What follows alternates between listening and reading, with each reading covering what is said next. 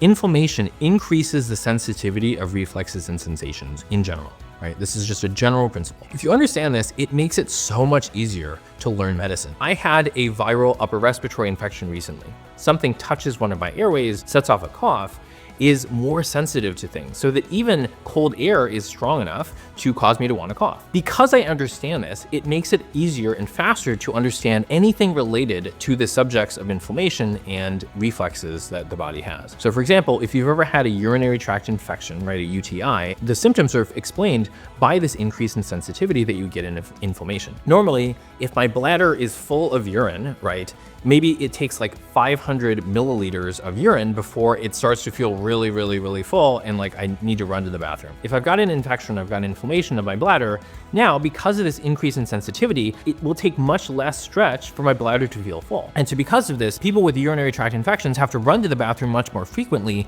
and with much more urgency. It's a lot easier for me to understand this because I understand the principle. And there's tons of ways in which you can explain this. So as you're learning, what top test takers do is they're constantly trying to figure out what the deeper principle is behind all of these things. Now that we understand how to spot these universal patterns, let's explore the crucial skill that separates good test takers from excellent ones: the ability to apply these patterns in any context. Understanding a principle is only half of the battle. The real challenge is being able to apply it in new situations, a skill that's known in education as transfer. The reason why transfer matters is many of the most difficult exams in the world, like the MCAT or the USMLEs, or even things like AP Physics or AP Chemistry, test your ability to transfer information. What this means practically is that they're going to test you on the same sets of principles, but they're going to change the context. This is why the people that are really good at memorizing or are good crammers, who might have done really well on their school exams, can still struggle on standardized tests. But the thing that's being tested by your professor might be something more akin to recall. The things that are tested on standardized exams are much more about transfer. This is also why you can take exams multiple times and see different questions, despite the fact that the principles are the same. We all know people who have learned things really well in the classroom, but then struggle to apply them in the real world. This is a problem that's vexed education researchers for decades. There's a lot of research into this, but the most important thing to remember in how to improve your ability to transfer information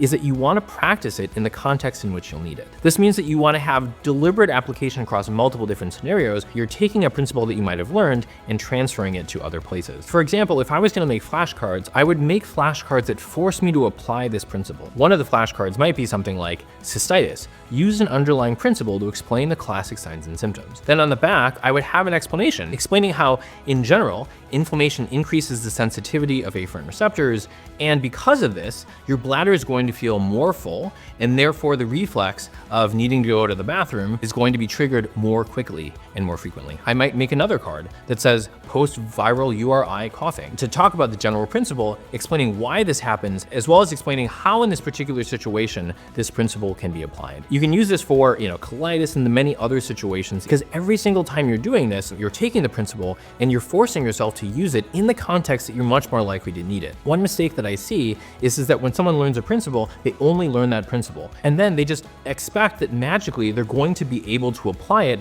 regardless of what the situation is going to be on their exam. For example, in physics, with conservation of energy and how energy can't be created or destroyed, they might just memorize that thing. But then when they're actually faced with scenarios in which they need to apply that principle, say on an AP test or on their MCAT, then they might struggle. The way to overcome that is to make sure that you understand the principle, but you're also applying it and forcing yourself to apply it in your studying, so that when you need to apply it to test or transfer later, you're able to do so easily. If you're a medical student or a doctor preparing for either the USMLEs or COMLEX or one of your medical board exams, then be sure to sign up for our free 14-step program where we'll walk you through the most efficient ways for you to improve your score in a short period of time. And if you're interested in getting there faster, be sure to book a free call with our team where we'll break down what it is that's holding you back, and if it makes sense, explain how it is that we can help you to get there more efficiently.